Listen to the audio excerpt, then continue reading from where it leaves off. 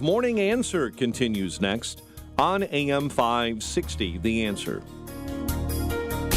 Now, from the Signature Bank Studios, this is Chicago's Morning Answer with Dan Proft and Amy Jacobson on AM 560, The Answer.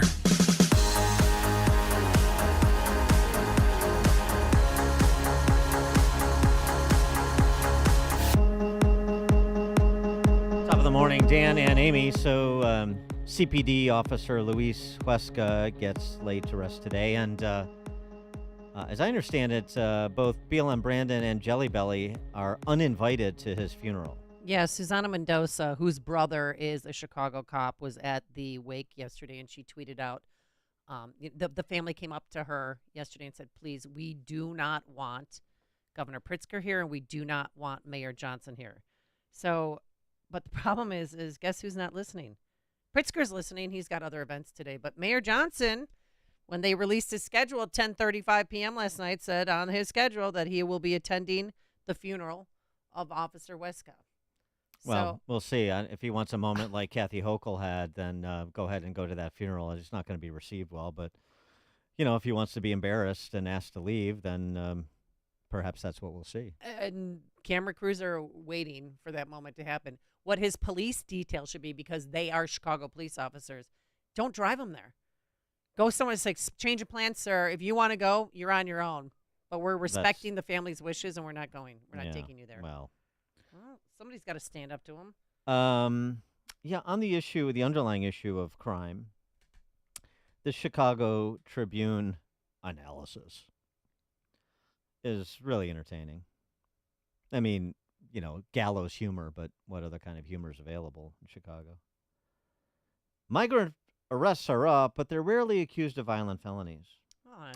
40,000 asylum seekers have arrived in Chicago in less than 2 years. Tribune analysis of crime data shows the impact of migrants has been mostly felt in non-violent offenses, particularly driving-related and thefts, and few arrests for violent felonies. Yeah. We're supposed to feel good about our new neighbors, all 40,000 of them. Well, but the whole idea that robbing people is a nonviolent offense is a canard. That is the predicate to violence, or you better be prepared for violence, and oftentimes it escalates into violence. I mean, it's like calling prostitution a victimless crime. The Tribune goes on to say they're typically picked up for traffic infractions and thefts, and any misdeeds they're committing do not appear to have fueled a crime wave. And they even have some criminologists from William and Mary repeat the statement they made, so it gives the impression of expert opinion as opposed to mindless, politically driven perspective. It's certainly not a violent crime wave. It's an impact of people who are deprived of resources. I don't know. Some of them are getting more resources than our veterans. Anyway, later on in the story, if you can slog through it, is this nugget. The Tribune analysis has limitations beyond how often crime goes unreported. For example, Chicago police don't track arrests of asylum seekers, but rather arrestees' country of birth. Even then, that's not listed in one of 7 arrests. Why not? Well,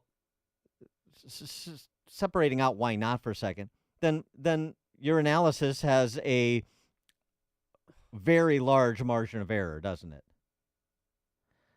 And we're to then now disregard this entire analytical piece that the Tribune posted. By the way, one other just sort of point of first impression here. So we have people here illegally, and they're responsible for increases in crime. Even if you accept the premise of the Tribune's analysis, which we've just dismissed based on their own reporting about how big, essentially conceding that they have a huge standard margin of error here, this is all preventable crime. None of this crime should be happening because they shouldn't be here. They shouldn't be here. And the whole thing, that's mostly parking driving related infractions. Eventually, if they're driving erratically and they're going to kill somebody. That's going to happen. And what about the Venezuelan who broke a Chicago police officer's hand when he was resisting arrest on Elston Avenue outside of that shelter? Of course, there? there's incidents of violent crime, of course, and they're downplaying it. But it's all preventable crime. It's all one category: preventable crime, crimes committed by people who shouldn't be here. But of course, they never begin at the beginning. And they have repeat offenders too. For more on this, we're pleased to be joined by John Lott, president of the Crime Prevention Research Center, former senior advisor for research and stats at the DOJ's Office of Legal Policy, author of books including Gun Control Myths and More Guns, Less Crime. John, thanks for joining us again. Appreciate it. Thanks for having me on. I appreciate it. So, crime is down. And migrant crime is mostly, as criminologist Graham Usey of William & Mary said, is the impact of people deprived of resources.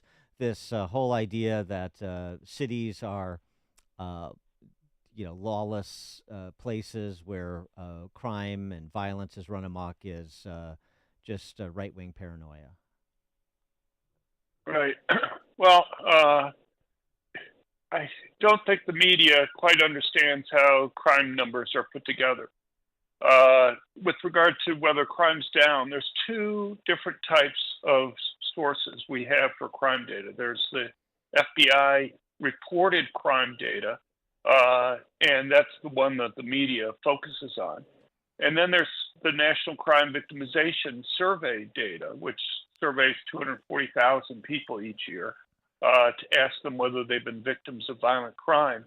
And that's shown dramatic increases in crime. And there's the difference between the two is that the first measure looks at crimes reported to police, and the second measure tries to get an idea of what's happening to total crime, reported and non-reported crime. And what seems to be happening is that reported crime is falling, but total crime, particularly non-reported crime, has been soaring. Just to give you an idea of how these two measures are going in opposite directions. Between 2021 and 2022, while reported violent crime fell by 2%, total crime seems to have gone up by 42% during the total violent crime. And there's several simple reasons for it, but one of the simplest ones is just that law enforcement in the country has collapsed. If you look at cities over 1 million in population, including Chicago, obviously, in the 5 years before 2020, they averaged 44% arrest rates for violent crimes, according to the FBI reported crime data. And that started falling in 2020. And by 2022, that was down to 20% of violent crimes resulted in arrests. That's a drop from 44% arrest rate down to 20%. And you have an even larger drop in property crime arrest rates that occurred there.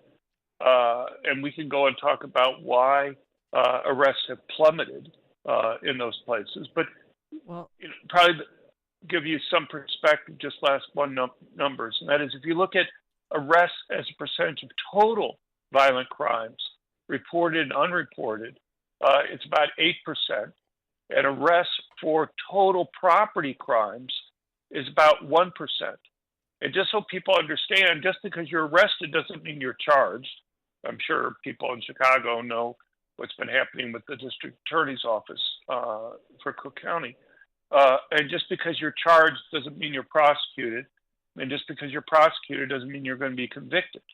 So if you're talking about, whether it's 8% of violent crimes resulting in arrest or 1% of property crimes resulting in arrest, you're talking about even much smaller percentages that result in convictions and being punished. Well, you mentioned reported crime is falling. Is that possibly because police can't wait hours? I'm sorry, victims can't wait hours for police to respond?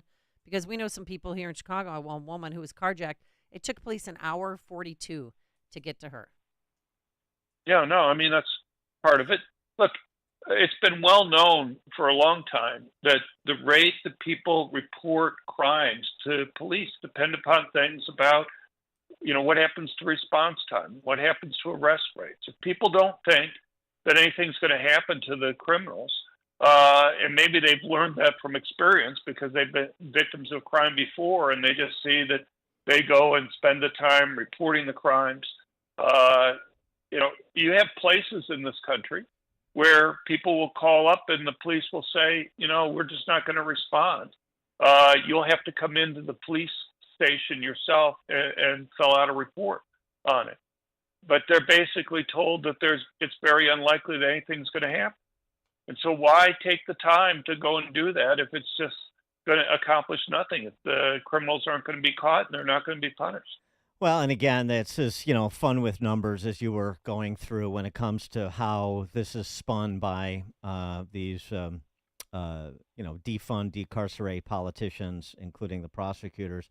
So, for example, in Chicago, this is from wirepoints.org, the total number of homicides, criminal sexual assaults, robberies, and aggravated batteries year over year over the last 5 has increased by 25%, round numbers, in 2024 as compared to 2019. And it's increased up, and it's up over last year, too, year over year to April 21st, to the 16th week of the year. So, so they'll focus, murders are down 10% year over year, sexual assaults are down 5%, but the total number of serious crimes is up. And, that's what matters. It's not just all the murders and shootings. It's also these other life-altering criminal acts, too. And I just, it's one of those things where I know people don't pay that much attention to the numbers. It's more sort of what their general feeling is, and they base that feeling on anecdotal evidence. But you just wonder maybe, where there's going to be a break. We were just talking to Christopher Whalen out of New York City, and he seems to think there's a possibility of a revolt in New York City, New York State. But you just don't see any paradigm shifts in any of these big cities that are controlled by the same profile of politician, both in the mayor's office and the prosecutor's offices. Right. No, it seems like the media is basically saying, don't believe your own eyes with regard to the experience, because I can't tell you the number of headlines I've seen in news stories saying violent crime is down, but people don't seem to understand that. Surveys show that people think that crime is increasing. And again, there are two different types of surveys. There's surveys there that just go and talk about people's impressions. But then you have the National Crime Victimization data, which deals directly with people themselves. You only get in there if you say you've been a victim of violent crime or victim of property crime. And those numbers show a startling increase over recent years. One of the tricks that the media does in terms of just talking about things like murder is they'll go and compare the murder rates now to what they were in 2020 when they spiked up. Right. And they don't compare it to 2019, the last kind of, normal year that we had there. And so you have all sorts of people that say, look, in 2023, we had this huge drop in murders. But they don't tell you that it's still higher than it was in 2019. You had about a 13% drop in murders in 2023, but it was still 7.4% higher than the murder rate was in 2019. And so part of it is just what year they compare it with. But whether it's numbers on the economy or whether it's numbers on crime, I think for some reason the media seems to want to go and try to convince people that their own experience is somehow the outlier, that other people aren't experiencing this huge increase in violent crime. But look, you look at these numbers that we were talking about a minute ago, and I've never seen a drop in arrests like we have seen over the last few years. To go and say that 1% of all property crimes in large cities result in arrest, 1%. 1%.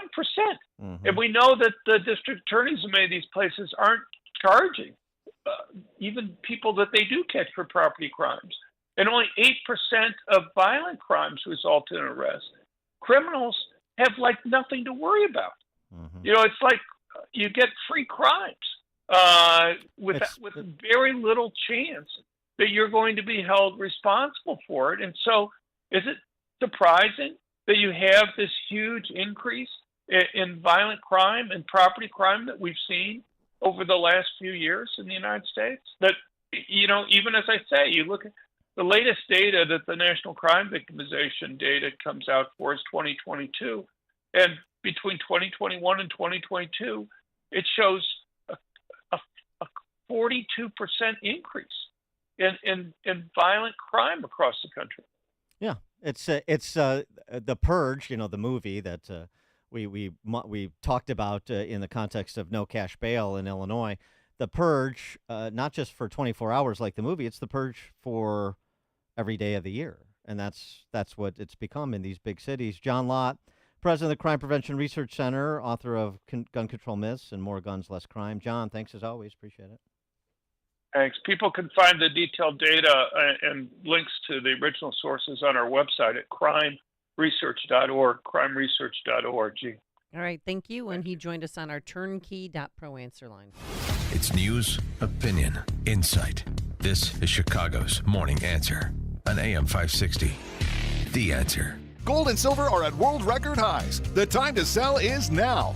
PGS Gold & Coin is Chicagoland's #1 valuables dealer, specializing in rare coins and precious metals. PGS Gold & Coin Springtime Clean Out Buying Event. Grandma's jewelry box could be worth thousands. Mom's sterling silver flatware and tea sets could be worth thousands. Dad's coin collection could be worth thousands. Do not miss this opportunity. Gold and silver are at all-time highs. PGS Gold & Coin, Chicagoland's valuables expert with 45 years experience. PGS Gold & Coin is an A+ Better Business Bureau accredited business with thousands of 5-star reviews. 4 locations in Palatine, Schaumburg, Wheaton, and Villa Park. Now is the time to get the most money for your precious metals. Call PGS Gold & Coin today. 888-416-2701. That's 888-416-2701. Or visit them online at pgsgoldandcoin.com. Mention you heard this ad on AM 560 and get a free evaluation. pgsgoldandcoin.com. PGS, when